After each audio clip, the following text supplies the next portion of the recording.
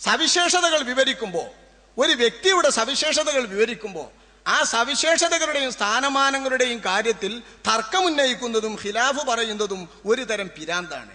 ലാ ഫായിദത ഫീഹി, ഒരു കാര്യവും ഉപകാരം അതിലില്ല. ഫഇന്നഹു ലാ യതഅല്ലഖു ബിഹി ഹുക്മുൻ നാജിസുൻ തമസ്സുൽ ഹാജതു ഇലൈഹി, ആവശ്യം സ്പർശിക്കുന്ന തരത്തിലുള്ള എന്തെങ്കിലും ഒരു വിധി അള്ളാന്റെ ദീനിൽ ഇതുകൊണ്ട് പിടിക്കാമല്ലോ. അള്ളാന്റെ ദീനിന്റെ ഒരു വിധി പിടിക്കാൻ വല്ലതുണ്ടോ ദീന്?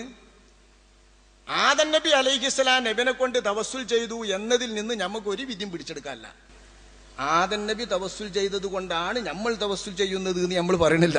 അത് നമ്മൾ പ്രത്യേകം ശ്രദ്ധിക്കേണ്ടതാണ്. തവസ്സുലിന്റെ ബാബില് ആദം നബി തവസ്സുൽ ചെയ്തത് കൊണ്ടാണ് നമ്മൾ തവസ്സുൽ ചെയ്തത് എന്ന് അങ്ങനെ പറഞ്ഞാൽ ഒരുപാട് ആദം നബി ചെയ്തതൊക്കെ നമ്മൾ ചെയ്യേണ്ടി വരും. അതൊന്നും നമ്മളുടെ പ്രമാണത്തിൽപ്പെട്ടതല്ല.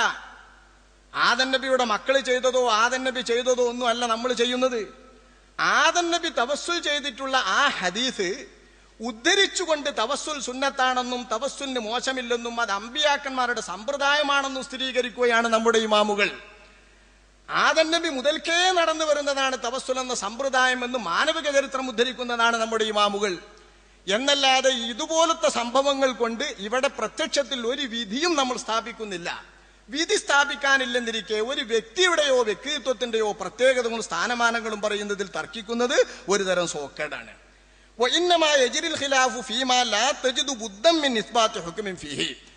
ഒരു വിധി കൽപ്പിക്കൽ അനിവാര്യമായിട്ടുള്ള വല്ലതുമുണ്ടോ അതിലാണ് തർക്കം വരേണ്ടതുള്ളൂ, അതിലാണ് തർക്കം ഉന്നയിക്കേണ്ടതുള്ളൂ.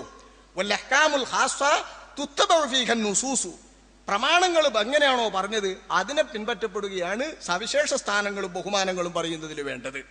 ഇത് ബഹുമാനപ്പെട്ട ഇമാമുൽ ഹർമൈനി മുഹക്കിക്കങ്ങളായ പണ്ഡിതന്മാരൊക്കെ പ്രസ്താവിച്ചതായി പറഞ്ഞു ഉദ്ധരിക്കുന്നത് ഇമാം നവവി തന്റെ തഹ്ദീബുൽ അസ്മാഇ വൽ ലുഗാത്ത് പേജ് 65 തന്നെ ആമുഖമായി പറയുന്നുണ്ട്. എന്തിനാണെന്നറിയോ? റസൂലുള്ളാഹിന്റെ ഖസായിസും സ്ഥാനമാനങ്ങളും വിവരിക്കുമ്പോൾ ചരിത്രകാരന്മാരെല്ലാവരും ഉദ്ധരിക്കുന്നത് ചരിത്ര പണ്ഡിതന്മാർ അവർക്ക് കിട്ടിയ പ്രമാണപ്രകാരമുള്ള ഉദ്ധരണികളെയാണ്. ഇവിടെ ഹദീസ് സ്വഹീഹാണോ ദഈഫാണോ മൗദൂ ആണോ എന്ന നിരൂപണം തന്നെ പിരാന്ത. ആ നിരൂപണത്തിന് തന്നെ സ്ഥാനമല്ല. ഹദീസ് പ്രമാണമാണോ അല്ലേ നോക്കേണ്ടത് വരുന്നത് എപ്പോഴാണ്? അതുമായി ബന്ധപ്പെട്ട് കർമ്മശാസ്ത്രത്തിൽ ഒരു വിധി സ്ഥാപിക്കേണ്ടി വരുമ്പോ, അല്ലെങ്കിൽ വിശ്വാസശാസ്ത്രപരമായിട്ടുള്ള ഒരു തത്വം സ്ഥാപിക്കേണ്ടി വരുമ്പോ, അപ്പൊ ഒരു വിധി സ്ഥാപിക്കേണ്ടി വരുമ്പോഴേ അത് ഹദീസ് ദഈഫാണോ നോക്കേണ്ടി. ഒരാളുടെ സ്ഥാനമാനം മനസ്സിലാക്കാൻ എന്തിനാ നമുക്ക് ഇത്ര പ്രമാണയോഗ്യമായ ഹദീസ് കിട്ടുന്നത്?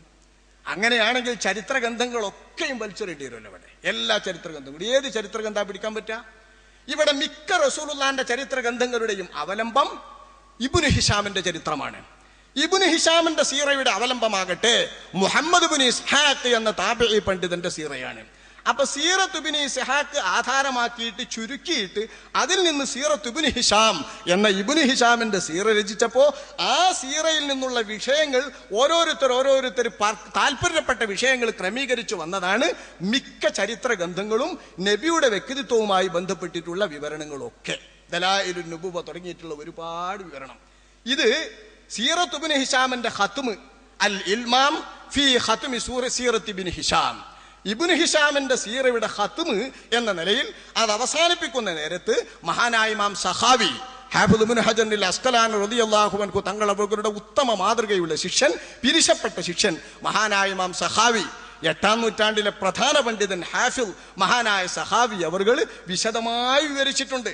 സീറത്ത് ഇബ്നു ഹിഷാമിൽ നിന്ന് ചുരുക്കി വന്നത് അദ്ദേഹം വിവരിച്ചതുപോലെ സീറത്ത് ഇബ്നു ഹിഷാമിൽ ഈ വിവരങ്ങൾ ഉണ്ടെങ്കിൽ അവിടേക്ക് ഹദീസ് ദഈഫ മറ്റാന്നറിഞ്ഞ് ഉത്തരനാ നമുക്ക് എന്ത് വിവരം കിട്ടാനാ? നമ്മളെ കാലത്തേക്ക് എത്തിയ മിക്ക ഹദീസും ദഈഫ, ഒറ്റ ഹദീസും സ്വഹീഹായിട്ട് കിട്ടൂല എന്ന് തന്നെ പറയാ.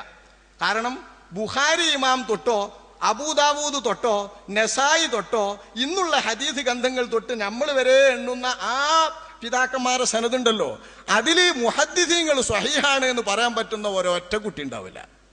കുട്ടി ബുഖാരിന്റെ ഹദീസ് നമ്മൾ തെറ്റിയ ദഈഫ, മൗദൂആണ്. മൗദൂ എന്ന് പറഞ്ഞാൽ എന്തേ വേണ്ടു? ഹദീസിൽ കളവ് പറയൽ ഒരിക്കലെങ്കിലും സ്ഥിരപ്പെട്ട ആള് പിന്നെ എന്ത് ഹദീസ് പറഞ്ഞാലും അതൊക്കെ മൗദൂആ. വ്യാജ നിർമ്മിതമൊന്നും പഠിക്കാതെ അങ്ങനെ ഓരോന്ന് ഉദ്ധരിച്ചിട്ട് പറയാനും പറ്റൂല. ഹദീസ് മൗദൂ എന്ന് പറഞ്ഞാൽ അപ്പൊ പരിഭാഷ ചെയ്ത് വ്യാജ നിർമ്മിതം എന്ന് മനുഷ്യൻ വിചാരിക്കുന്നത് എന്താ? ഇത് ഹദീസ് അങ്ങനെ തന്നെ വ്യാജ നിർമ്മിതാണ്. അല്ല, അങ്ങനെ ആരും നിർവഹിച്ചിട്ടില്ല. മൗദൂആയ ഹദീസ് എന്ന് പറഞ്ഞാൽ ഹദീസിന്റെ ശാസ്ത്രത്തിൽ വല്ലപ്പോഴും ഒരു കളവ് അയാളെ നിരൂപിച്ച പണ്ഡിതന്മാർക്ക് കണ്ട് സ്ഥിരപ്പെടുത്താൻ കഴിഞ്ഞാൽ അയാളെ മേല് നമ്പർ ഇട്ടു, ഇയാൾ ഹദീസിൽ കളവ് പറഞ്ഞ ആളാണ്. ഇനി ഇയാൾ ബുഖാരിയിലെ ഹദീസ് പറഞ്ഞാലും അത് മൗദൂആ. അതിന് ബുഖാരിയിലെ ഹദീസ് സ്വഹീഹല്ല എന്ന് പറയാൻ പറ്റൂല. ഇവിടെ നമ്മൾ മനസ്സിലാക്കേണ്ടതുണ്ട്, ബുഖാരിയിലെ ഹദീസ് വരെ മറ്റൊരാളുടെ ഗന്ധത്തിലെത്തുമ്പോ മൗദൂആകും. ഇപ്പൊ ബുഖാരിന്റെ ഹദീസ് നമ്മളെടുത്തെത്തിയപ്പോ മൗദൂആകാത്തൊരൊറ്റ ഹദീസ് ഉണ്ടാവില്ല എന്നാ എന്റെ നിരൂപണം. അതാണെങ്കിൽ ചോദ്യം ചെയ്യാട്ടോ നിരൂപണം. കാരണം എനിക്ക് ബുഖാരി ഓതി തന്ന ഗുരുവര്യന്മാർ വരെയുള്ള പരമ്പരയിലെ മുഴുവൻ ആളുകളെയും അവരെത്ര വലിയവരും വിശുദ്ധന്മാരും നല്ലവരുമാണെങ്കിൽ പോലും മുഹദ്ദിസീങ്ങൾ വലിച്ചെറിയുന്നവരായിരിക്കും. കാരണം മുഹദ്ദിസീങ്ങൾ വലിച്ചെറിഞ്ഞ ചിട്ട അതൊന്ന് പഠിക്കുമ്പോഴേ തിരിയുള്ളൂ.